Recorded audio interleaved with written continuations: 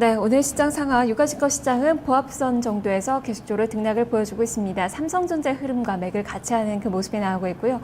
코스닥 시장에서는 지금 2포인트가량의 상승세 여전히 테마주들 많이 부각이 되고 있는데요.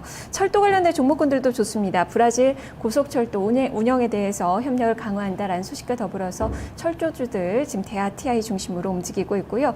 그리고 박근혜 테마주도 오늘 전반적으로 내리고는 있는데 대성 그룹주들은 이 박근혜 테마주로 속하면서 어제에 이어서 오늘 또 상한가 시세가 연일 또 이어지고 있다는 점도 특징적으로 살펴볼 수가 있겠습니다. 자, 이렇게 시장은 종목별로 많이 움직이고 있습니다. 궁금하신 그런 종목군들도 있으실 거고 이슈도 있을 것 같은데요. 오늘 2시에 방송이 되는 2시 파워타임 시간에 이슈통 주제를 지금 받고 있습니다. 궁금하신 그 이슈들 지금 아자아자 게시판에 오셔서 머릿말에 이슈통이라고 좀 붙여주시고요. 이슈통 주제를 올려주시면 되니까요. 선물을 드릴 테니까 많은 참여 부탁드리겠습니다. 자, 그리고 한 가지 안내 말씀 더 드릴까요? 지금 종목 고민 상당히 많으시죠?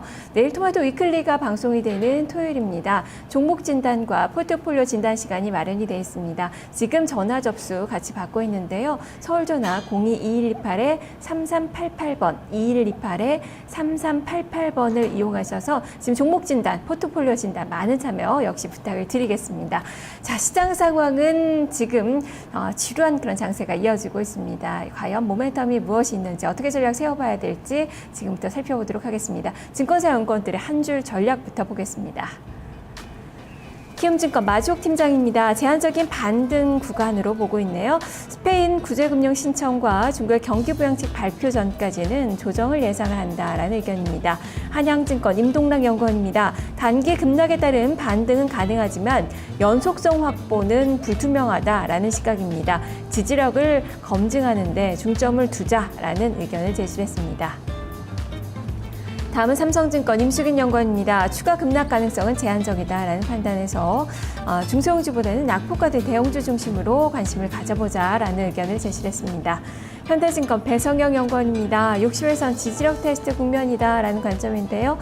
기간 매수 전환 여부에 관심을 갖자라는 의견을 제시했습니다.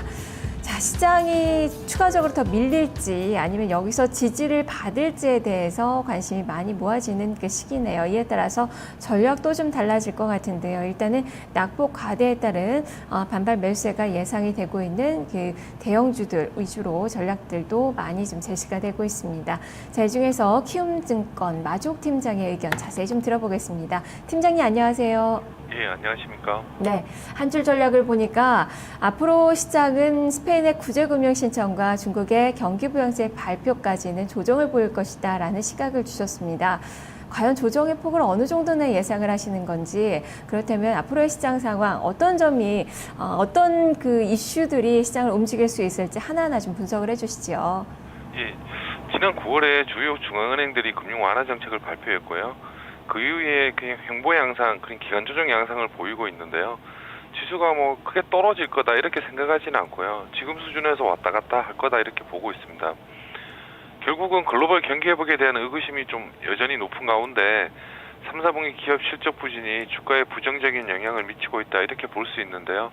이런 조정 양상이 좀 당분간은 이어지지만 그렇다고 해서 주식시장에 뭐 반등 모멘텀이 일단 없는 것은 아니다 이렇게 판단하고 있습니다. 신용평가사 S&P가 스페인의 국가신용등급을 강등함에 따라서 스페인이 구제금융을 신청해야 한다 이렇게 계속 압박이 커지고 있는데요. 오늘 18일, 19일 EU 정상회의 이전에 일단은 뭐 스페인이 구제금융을 요청할 가능성은 있습니다. 그러나 지방선거가 예정된 21일 이후에 전면적인 구제금융을 신청할 것으로 일단 예상하고 있고요. 어찌됐든 간에 스페인이 구제금융을 요청할 경우에 유럽중앙은행이 무제한으로 국채를 매입하고요. 스페인 문제가 좀 조기에 해결될 가능성도 있다 이렇게 보고 있습니다. 스페인이 뭐 유로 재정 위기가 좀 완화되면 위험 자산으로 자금 유입을 조금 가속화시킬 수 있지 않을까. 국내 시장에서는 외국인 매수세가 좀 강해지지 않을까 이렇게 보고 있습니다. 또한 중국에서 지급 준비율 인하 등 경기 부양책이 조만간 실시될 수 있는데요. 11월 8일 정권 이양을 앞두고 부진한 경기 및 증시를 회복시키려는 노력이 계속 나타나고 있습니다. 시중 유동성 확충을 위해서 추가적인 금리 인하, 지급 준비율 인하가 단행될 가능성이 높아 보이고요. 결국 이런 움직임들이 4, 4분기 중 글로벌 경기 회복에 대한 기대를 좀 높이지 않을까 기대하고 있습니다. 네, 이야기를 들어보니까 기간 조정 후에 반등 가능성을 내다보고 계시는군요. 그렇다면 이 가격 조정이 아닌 기간 조정, 보합권 정도에서 계속적으로 제한된 범위 내에서의 움직임을 예상을 하셨는데 여기서의 전략은 어떻게 세워봐야 되는 건가요? 오늘자 전략 주시죠.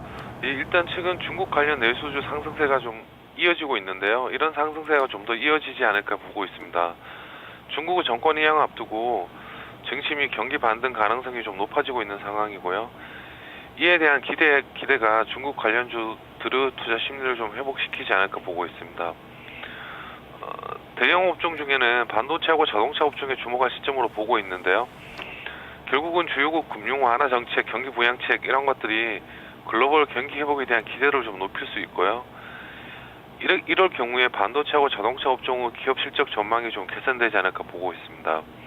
외국인의 매수세가 좀 강화될 경우에 이들 업종으로 매수세 유입이 일단 예상이 되고 있습니다. 나머지는 미국 주택시장 관련주, 중국 내수 관련주 이런 것들도 한번 계속해서 관심을 가지는 시점이 아닌가 보고 있습니다.